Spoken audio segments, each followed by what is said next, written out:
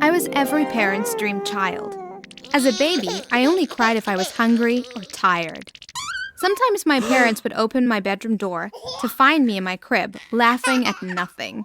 They always thought it was weird, but they appreciated it. They never lost sleep or fought over who had to wake up to feed me. My mom and dad believed that as I got older, I started to have imaginary friends. At the table, I'd always ask these friends if they wanted something to eat. And though I was an only child, I was never lonely. I was always having a conversation with someone they couldn't see.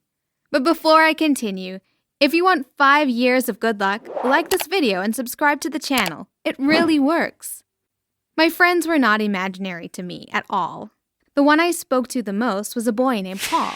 He appeared to be about my age. We spoke about everything and played for hours. My parents pretended to acknowledge Paul, so I was pretty sure that everyone else could see him too. But I always found it strange that nobody else could see him, and that he never ate or went to the bathroom.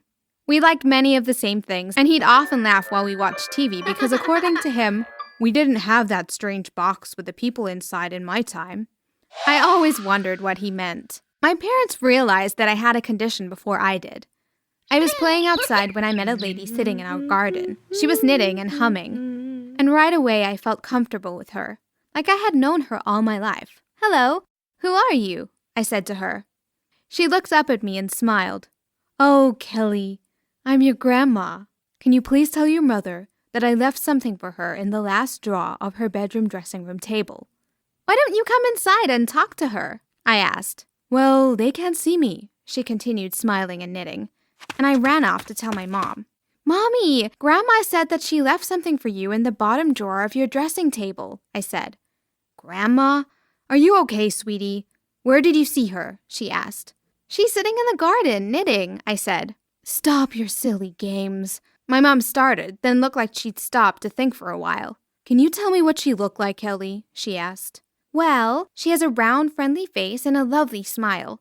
She didn't look as old as normal grandmas looked. She was wearing a blue and purple dress, and she had a kind voice. Oh, and she smelled like cinnamon," I replied. My mom looked shocked, and I could have sworn that her eyes began to fill up with tears. Later, I heard her talking to my dad in their room. She described her perfectly, and she sounded like she was wearing her favorite dress, the blue and purple one. I went to search the last drawer of the dressing table, and I found a locket I thought I had lost. Look, when you open the locket, you can see a picture of me with my mom. It's my most treasured possession. My dad didn't say anything for a while. Then he said, "Well, I've heard of kids having supernatural experiences like that. Do you think we should try to explain it to her or get her some help?" My mom said nothing. I didn't even know what supernatural meant. I walked away and went to play checkers with Paul. Much later in my life, I found out that none of my 4 grandparents were alive. I only realized that I had a condition when I was about 12 years old. I don't know why I never found it strange, but Paul had remained the same age. He was still a small boy, and I was taller than he was. He didn't seem to mind, and we were still best friends.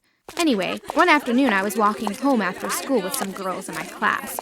One of the girls, Jasmine, had an idea. "Hey, why don't we take a different path today? I'm tired of the same old walk." "I know another way for us to get home," she said. We all agreed and followed her. As we walked, I noticed a cemetery in the distance. I had never been to one before, but I had seen them on TV. As we walked closer, I noticed many balloons and smiling people. There was also music and dancing. "Hey guys, it looks like there's a party over there. Do you want to check it out?" I asked. "Where?" said Jasmine. I pointed to the cemetery, and they all started laughing. "There's nothing there. Good one, Kelly," Jasmine laughed. I thought they were the ones joking with me because I couldn't understand how they couldn't see it too. I took out my phone and decided to take a picture to save the weird memory. However, when I checked the gallery to see the picture I had saved, the cemetery looked completely empty. "I don't understand this. I see people over there, but I don't see them in the picture," I said, sounding like I wanted to cry, because honestly I did. I was really confused. "We seriously can't see anything over there, and that is a really weird place to see people, or for people to have a party. Why would people have a party in a cemetery?" "Maybe you can see dead people," Jasmine laughed. I froze for a while. What if I really could? "I'm going to go over there and talk to them," I said. No! The girl shouted and pulled me away until we were far away from the cemetery. That afternoon, when I got home, I had a long conversation with Paul. I told him what I had seen in the cemetery and what my friends had said. "You didn't know I was dead?" he asked. "What?" I replied. "Well, look at me. I don't change my clothes, I don't eat, I don't grow. I died of a fever in 1865, he said. It took me a while to fully grasp the reality of my ability. When I became more comfortable, I started to boast about it. I boasted so much to my friends that one day Jasmine had a crazy suggestion. "Kelly, if you can really talk to dead people, why don't you break into the haunted mansion down the street?" The house she was referring to had been deserted for years. It was alleged that a family was murdered there, and as a result, no one wanted to go anywhere near there. I knew it would probably be a crazy experience for me, but I agreed to do it. I met my friends on a Saturday afternoon, and we walked to the house. They all stood outside looking worried. "Are you all going to make me go in there by myself?" I asked. Okay, we'll come with you, but we'll stand very close to the door," Jasmine replied. The girls walked with me to the entrance. The door was unlocked, so I opened it and walked inside. "Ew, it looks horrible in there," Jasmine squealed. But I saw nothing horrible. The house looked very clean, modern, and luxurious even. I saw maids walking up and down the stairs. Some were polishing banisters, and others were mopping the floors. I walked further inside, and a man tapped me on the shoulder. He was dressed in a black suit, and he looked like he might be a butler. "How can I help you, dear? Are you lost?" he said. "Oh, no, I didn't think anybody lived here. I'm sorry," I replied. "Well, don't be sorry. Why don't you come talk to Mrs. Bentley? She owns this house, but she's often very lonely because nobody ever comes to visit," he said. "Sure," I replied hesitantly. I looked back at my friends who looked worried, and then it dawned on me that they could only see an empty old house. I told them I'd be right back, and I followed the butler. He led me to a very cozy living room, and a very kind old lady was sitting in an armchair rocking back and forth. "Hi, dear. I'm so happy that someone has finally come to visit me," she said. She seemed really friendly, so we spoke for a long time. She told me that she was a nurse during the Second World War, and that she had died a peaceful death in her house. "So, what about all the stories about this house being haunted because of some weird murder?" I asked. "I know nothing about that. I guess people just made it up," she replied. I suddenly remembered that my friends were still waiting for me. I thanked her for her hospitality and said I'd come again to visit. "Whoa, you were so brave! We went into the dark room and you were there for such a long time. We almost left you there," Jasmine said. "I don't see any darkness at all. This place is amazing. The people are so friendly," I replied. They just stared at me with their eyes wide open. As I continued growing, I began to use my ability to help me throughout my life. Paul helped me a lot. I remember the first boyfriend I had at high school. His name was Rick, and I thought that he was the best thing that had ever happened in my life. We spent a lot of time together, but I never told him the truth about my rare condition. One day, I began to suspect that he was seeing somebody else because I found some shiny hair clips in his backpack. I asked Paul to follow him around to investigate for me.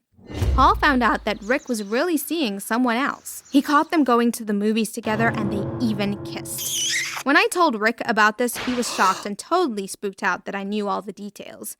That wasn't the end, though. I asked Paul to follow him home several times to just throw things around the room while he was sleeping to freak him out. That was how I got my revenge. After that, I continued to ask Paul to help me to find out about the people I had got into relationships with. He's always been a great help. I'd always go visit Mrs. Bentley too, but I made sure that no one was looking when I went into the house. I didn't want to develop a reputation as a weird girl who broke into abandoned houses. I talked to her more than I talked to my own parents. She always gave me good advice and guidance as my life was extremely confusing. One afternoon, she really helped me to discover what I wanted to become in life. "I believe that everyone should use their strengths and abilities for good. You have that ability that most people do not have. What can you do to help the world?" she said. I sat and thought for a while, and then it struck me. I would be a great crime investigator. I could speak to murder victims and find out exactly what happened. Then I'd be able to bring their killers to justice. After high school, I decided to do a major in criminal justice and forensic science at college. Today, I'm one of the best investigators in the country. Nobody but me really knows how and why I'm so good at my job. It's great, though. I like it that way. I love that I'm making a difference in bringing horrible criminals to justice. What would you do if you were me?